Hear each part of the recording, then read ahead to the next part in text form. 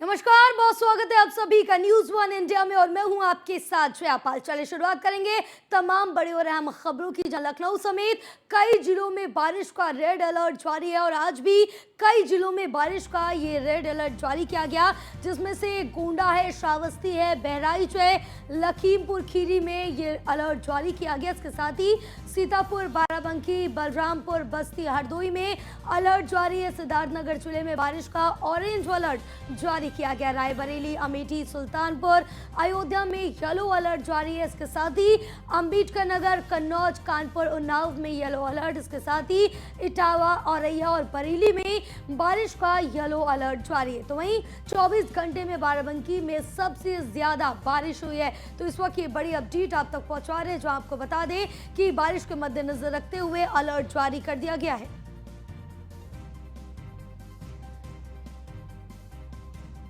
हमारे साथ हमारे सहयोगी भोलानाथ बाराबंकी से जुड़ गए और ज्यादा जानकारी ले लेते हैं। भोलानाथ, क्योंकि अब जिस तरह से देखा जाए कि बारिश का कहर उत्तर प्रदेश में देखने को मिल रहा है, लेकिन इस बीच बाराबंकी की क्या स्थिति बनी हुई है, किस तरह से जलभराव की समस्या लोगों को परेशान कर रही है?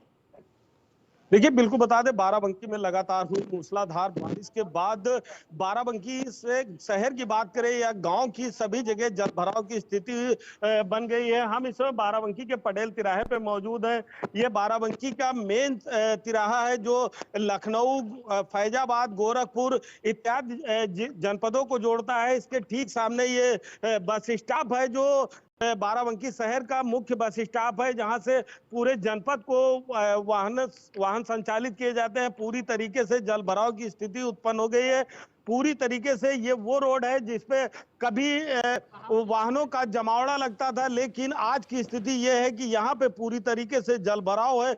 वाहन कोई भी वाहन नहीं निकल पा रहे हैं। इसके बावजूद इसके ठीक इधर नजर डालें तो यहाँ पे पुलिस ने बैरिकेडिंग लगाई हुई है, ताकि इधर कोई भी व्यक्ति ना आए। सुरक्षा की दृष्टिगत बैरिकेडिंग लगाई गई है, वहीं इधर भी बैरिकेडिंग लगाई गई। इसके साथ ही यहाँ पे स्थानीय जो कुछ बच्चे हैं, ये आप देख सकते हैं कि किस तरह पानी का आनंद ले रहे हैं। लेकिन पूरे शहर की बात करें तो पूरा शहर जलमग्न है। वहीं एनडीआरएफ और एसडीआरएफ की टीम ने 600 से अधिक लोगों को अभी तक बाराबंकी शहर से रेस्क्यू किया है। हमारे साथ कुछ लोग हैं, उनसे बात कर लेते हैं। क्या नाम है भैया? सुरेश वाजपेयी। किस प्रकार से हालात है शहर की बात? बहुत खराब हालात हैं यहाँ के इस समय, तो कभी जिंदगी में ऐसा नहीं देखा। घरों में पानी है जी, बहुत ज्यादा। प्रशासन की व्यवस्था है क्या? अच्छी है, थोड़ी बहुत। पीछे तरफ जो है हमारे राजकमल की तरफ कम से कम 800-900 बच्चों को निकाला गया है। बहुत खराब हालात है उधर के। अब उधर का क्या है और उस तरफ का क्या है पता नहीं। संतोषी माता मंदिर तरफ तो इतना इतना पानी चल रहा है इस समय, 1.5 आदमी का पानी है। मतलब आदमी जा ही नहीं सकता उन रास्तों पे। वहां पे हमारे रिश्तेदार रहते हैं, उनके घर में तो सब खराब हो गया पूरा। यहाँ पे छाया पे एक बेकरी है, टंडन बेकरी, वहां पे पानी इतना इतना चल रहा है।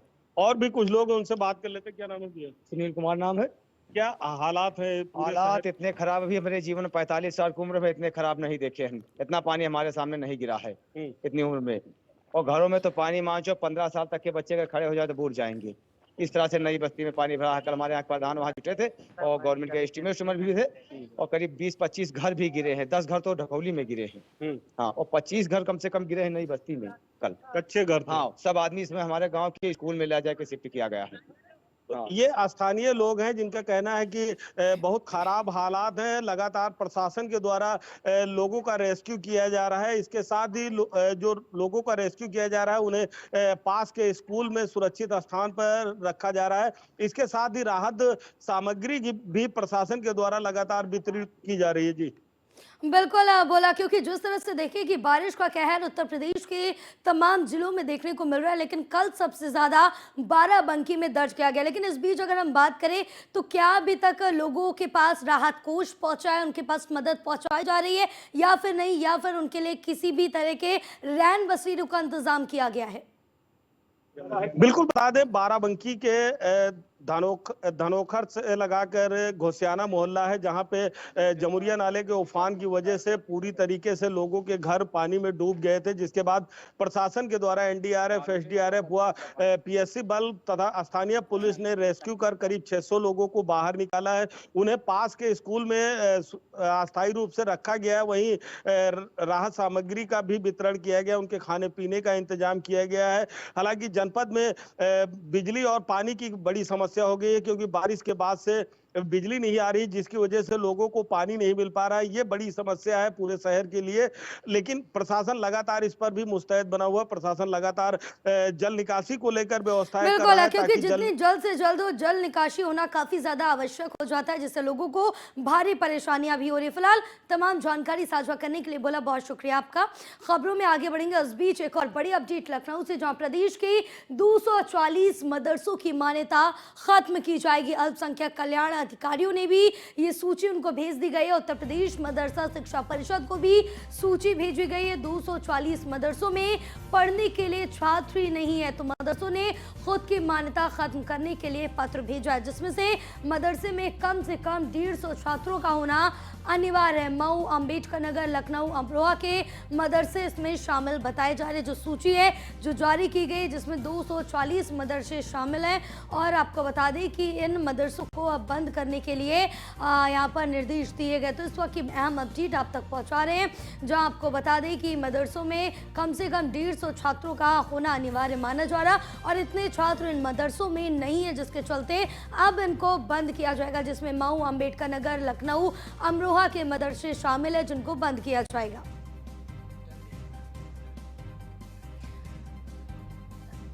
स्कंदिता, क्या कुछ अपडेट मिल पा रही है? क्योंकि अब जिस तरह से देखा जाए कि लगातार मदरसों को लेकर कई कदम भी उठाए जा रहे हैं, लेकिन अब इस बीच ये कहा जा रहा है कि 240 मदरसे ऐसे हैं जिनको बंद किया जाएगा। इसकी सूची भी जारी कर दी गई है।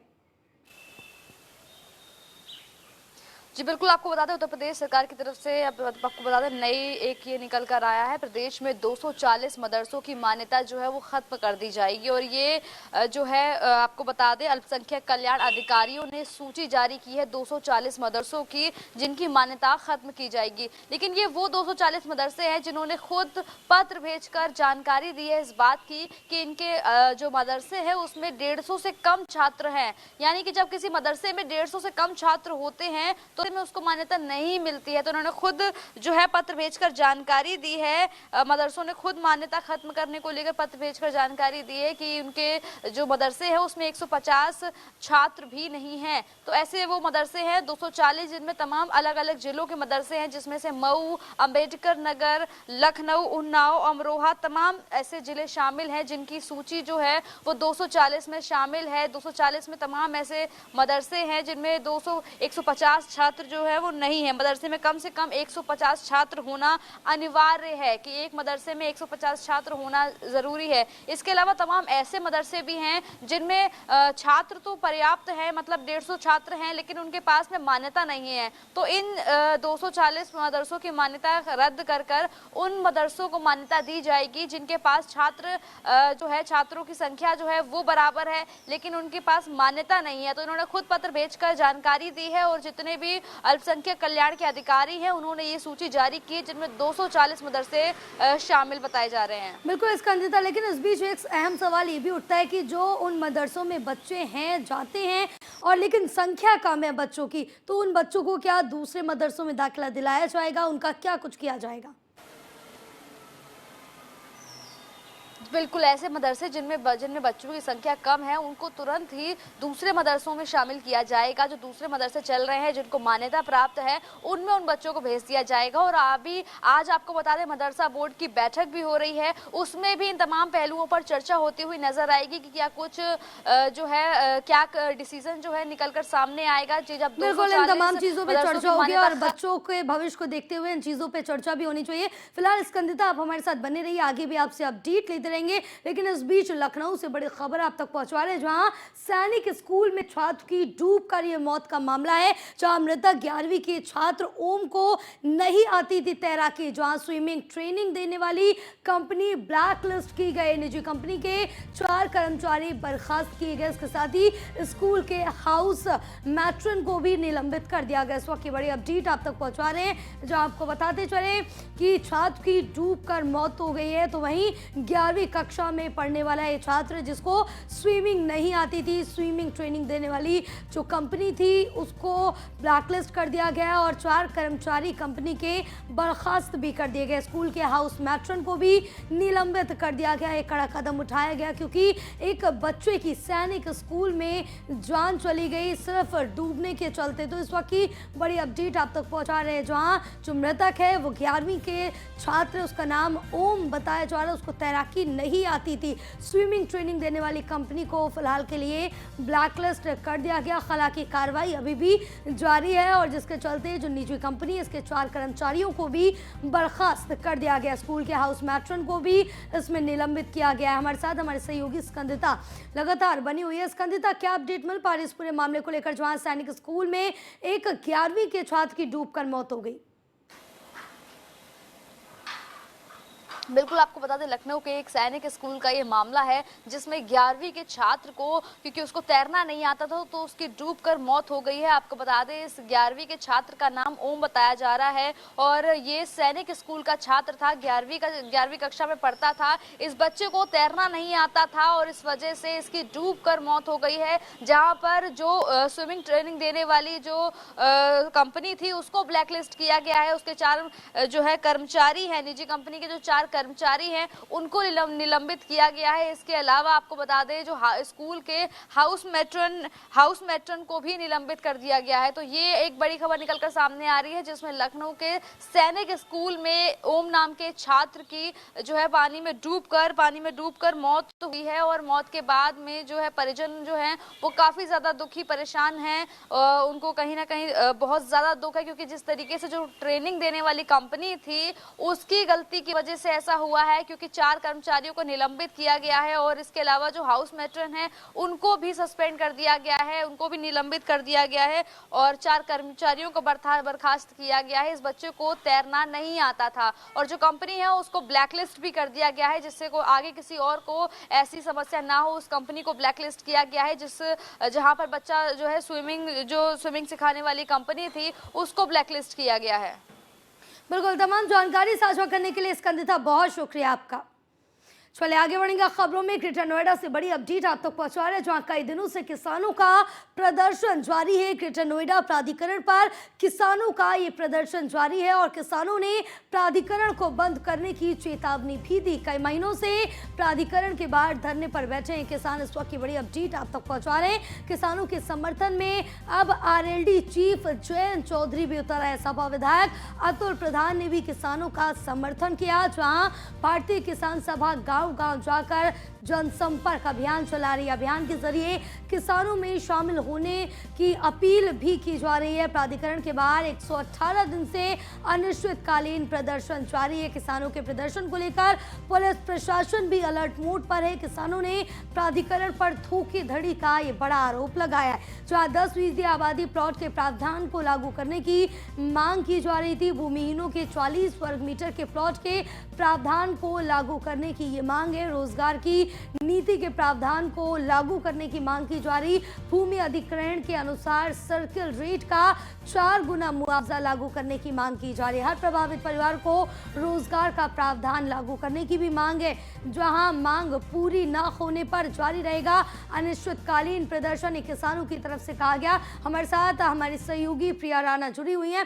प्रिया, क्या कुछ अपडेट मिल पा रही है इस पूरे मामले को लेकर, क्योंकि किसानों की तरफ से यह अनिश्चितकालीन प्रदर्शन जारी है?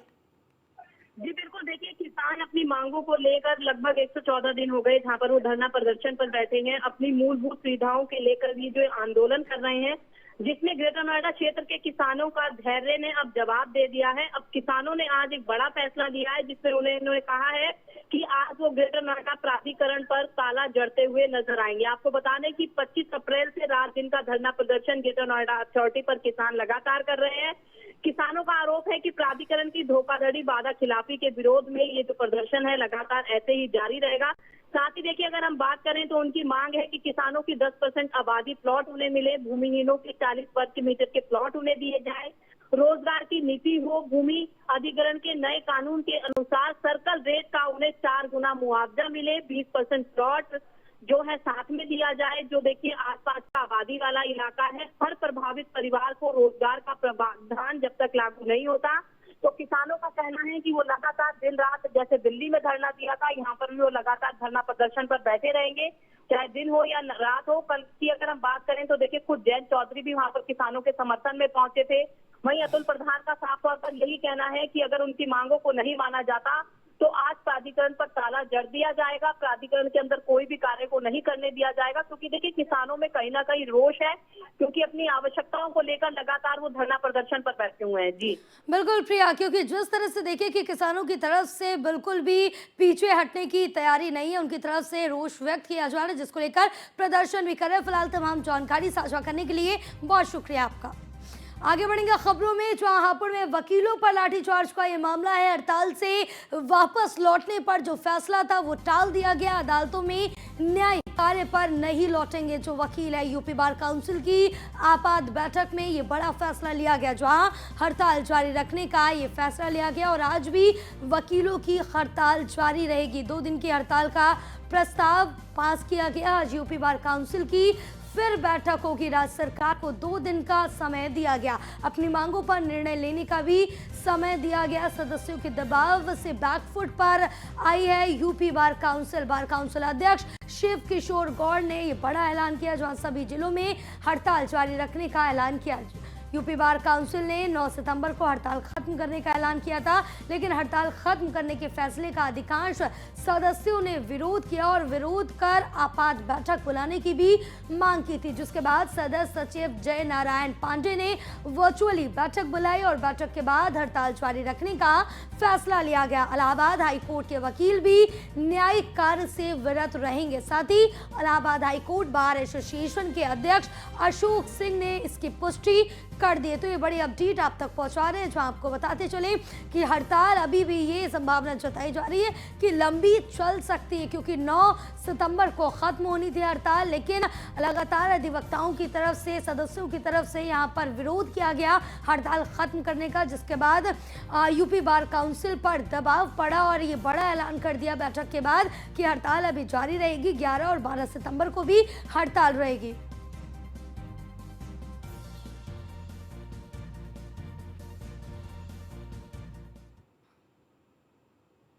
तो घोसी विधानसभा का उपचुनाव जीतने के बाद समाजवादी पार्टी का उत्साह 7वें आसमान पर है। सपा को लगता है कि उपचुनाव जीतकर उसे बहुत बड़ी कामयाबी मिल गई है, लिहाजा इसे सेलिब्रेट करने का वो कोई भी मौका नहीं छोड़ना चाहती। घोसी की जीत में सपा के लिए नायक बनकर उभरे शिवपाल के समर्थकों ने तो पोस्टरों के जरिए महिमा मंडन किया कि बस पूछिए मत। ऐसे में शिवपाल लगातार बीजेपी और उसके सहयोगी दलों पर हमलावर भी है। शिवपाल ने इस दफे संजय निषाद और राजभर को फिर से घेरा और उन्हें बहरूपिया करार दिया। देखिए हमारी यह खास रिपोर्ट।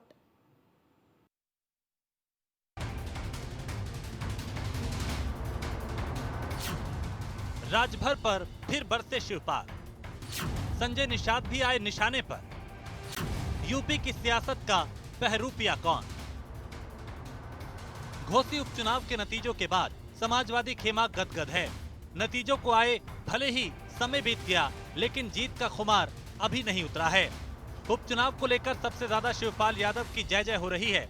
माना जा रहा है कि शिवपाल की रणनीति ने ही घोसी का किला फतेह करने में बड़ी भूमिका निभाई।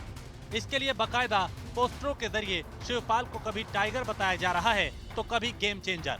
लेकिन इन सबके बीच शिवपाल यादव के निशाने पर ओपी राजभर लगातार बने हुए हैं। शायद शिवपाल राजभर के झटके से अब तक उभर नहीं पाए, लिहाजा शिवपाल के हर बयान का निशाना ओपी राजभर है। इस दफे तो राजभर के साथ साथ शिवपाल ने संजय निषाद को भी लपेटे में लिया।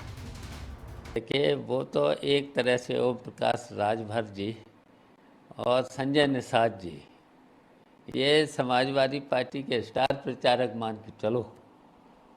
तो से जब ये स्टार प्रचारक के रूप में आए तो समाजवादी पार्टी को वोट और ज़्यादा मिला। उनके बारे में तो हमने देखे विधानसभा में मुख्यमंत्री जी से सिफारिश करी थी कि भाई इन्हें जल्दी मंत्री बना दो, नहीं तो ये हमारी तरफ आ जाएंगे। तो उनका कोई ठिकाना तो है नहीं, उन्हें तो एक तरह से बहरूपिये समझो। अब सवाल उठता है कि आखिर वाकई यूपी की सियासत का बहरूपिया कौन है। बात अगर ओपी राजभर की करें तो उनकी अब तक की राजनीतिक कार्यशैली इस पर एकदम फिट बैठती है, क्योंकि राजभर सियासी फायदे के लिए अक्सर रूप बदलते रहे हैं। समाजवादी पार्टी कॉन्फिडेंस में नहीं आ गई है। समाजवादी पार्टी मुंगेरी लाल के हसीन सपनों जैसे ख्वाब देख रही है। समाजवादी पार्टी वो पार्टी है जो ऊसर पर जमी हुई एक दूब को जो है हरित क्रांति मान रही है, जबकि हकीकत यह है कि समाजवादी पार्टी पूरी तरह से समाप्तवादी पार्टी हो चुकी है। और जिस तरह की भाषा समाजवादी पार्टी के नेता अपने पूर्व सहयोगियों के लिए इस्तेमाल कर रहे हैं, यह निश्चित रूप से उनके संस्कारों को प्रदर्शित करता है। शिवपाल यादव जी ने जो बात कही है वो बिल्कुल सही है कि चाहे संजय निषाद जी रहे हो या ओम प्रकाश राजभर जी रहे हो, ये स्टार प्रचारकों की तरह प्रचार किया, ये समाजवादी पार्टी के पक्ष में प्रचार किया। क्योंकि आप जब भी जाति जनगणना की बात करेंगे, किसानों की, मजदूरों की बात करेंगे, पिछड़ों के आरक्षण की बात करेंगे, तो भारतीय जनता पार्टी पर सवाल उठेंगे। वो भारतीय जनता पार्टी की सरकार जो जाति जनगणना नहीं कराना चाहती है, जो पिछड़ों को आरक्षण नहीं देना चाहती है, और चाहे संजय निषाद जी हो या ओम प्रकाश राजभर जी हो, आज वो पिछड़ों का सौदा करके जिस तरीके से भारतीय जनता पार्टी की गोद में जाके बैठ गए हैं, जनता, किसान, मजदूर, पिछड़े नौजवान, वो लगातार भाजपा से और उनके सहयोगियों से सवाल पूछ रहे हैं। ये दरबदलू लोग, इनको जनता से कोई लेना देना नहीं, उनके मुद्दों से लेना देना नहीं, सिर्फ अपनी सत्ता की रोटी सेक रहे हैं। तो ऐसे में जितने इस तरीके के लोग हैं, जितना प्रचार करेंगे उतना इंडिया गठबंधन को फायदा हुआ है, घोषी में भी हुआ है और आगे भी होगा। हम तो चाहते हैं कि ओम प्रकाश राजभर जी भारतीय जनता पार्टी के साथ मिलकर इसी तरीके से घूम घूम के प्रचार करें, भाजपा उनको मंत्री बना दे, जिससे इंडिया गठबंधन का और फायदा हो। 1981 में कांशीराम के साथ राजनीति शुरू करने वाले राजभर कभी किसी के सगे नहीं रहे। करीब 20 साल बीएसपी के साथ रहने के बाद 2001 में बीएसपी छोड़ दी। उसके बाद अपनी पार्टी बनाई और 2004 में यूपी और बिहार में प्रत्याशी उतारे। उनकी पार्टी 2017 तक कभी कोई चुनाव नहीं जीत पाई। सत्ता का पहला सुख 2017 में तब मिला जब बीजेपी से नाता जोड़ा, लेकिन 2022 से पहले ही बीजेपी का दामन छोड़ दिया। 2022 के चुनाव में समाजवादी पार्टी के साथ मिलकर चुनाव लड़ा, लेकिन सत्ता बीजेपी की आ गई तो फिर सपा का साथ छोड़ दिया। यानी ओपी राजभर ने कई मौकों पर दिखाया कि उन्हें सत्ता के साथ ही रहना मंजूर है। बीजेपी के साथ आने के बाद राजभर ने घोसी उपचुनाव का जिम्मा अपने कंधों पर लिया। चुनावी भाषणों में शब्दों की मर्यादा लांघ दी, वही किया जो बीजेपी का साथ छोड़ने के बाद किया था। बीजेपी से अलग हुए राजभर ने जुबानी सीमाएं लांघते हुए किसी भी बीजेपी नेता को उल्टा सीधा बोलने में कोई परहेज नहीं किया था।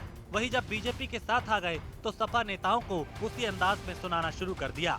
बहरहाल शिवपाल और राजभर की ये जुबानी जंग तो चलती रहेगी, मगर हैरानी तब हुई जब शिवपाल ने संजय निषाद को भी लपेटे में लिया। बहरहाल सियासत में आरोप प्रत्यारोप का दौर तो चलता रहेगा, लेकिन हकीकत ये है कि सियासी बहरूपिया कई बार छोटे छोटे दाव से बड़ा खेल कर जाते हैं।